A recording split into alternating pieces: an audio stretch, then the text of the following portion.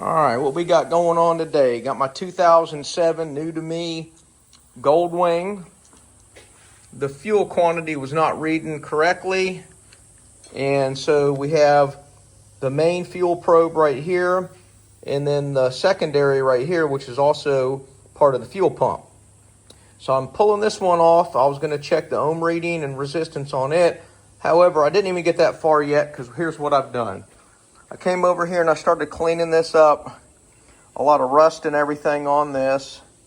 The float is slightly deteriorated, which is going to be a concern down the road, because you don't want that to cause contaminants to get into your fuel.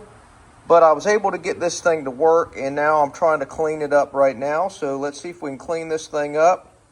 Get this thing going down the road a little bit more, because this bad boy's $355. All right. What I'm doing right here is I'm cleaning this up right in here. And I also cleaned up the points on this thing right here that touches right there. It's basically a variable resistor. And once we get this all cleaned up, we're going to check the ohm reading on it and find out what it's resisting at. Okay? All right, I'm going real high tech here, trying to do this where I can film and not have to hold a probe. Got me a paper clothespin right there, and it's kind of rigged in the back on that connector.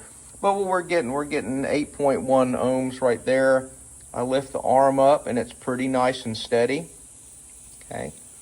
All right, empty tank is 63.1. Okay, it goes down from there. So it looks like it's running smooth.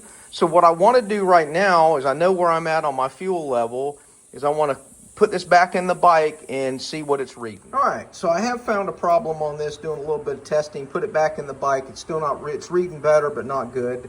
That right there is the ground. And you can see that there's quite a bit of corrosion on that.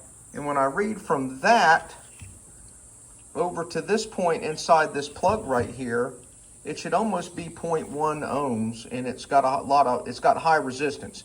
The higher the resistance, the emptier the tank. So that seems to be what's going on there. Now I do have a few other things. This is causing some debris to get in the tank. I could look up, if I do get this fixed, there is a paint you can put on those floats. I might even be able to find or source a different float to go in there. So I'm gonna try to clean that up and reduce the resistance.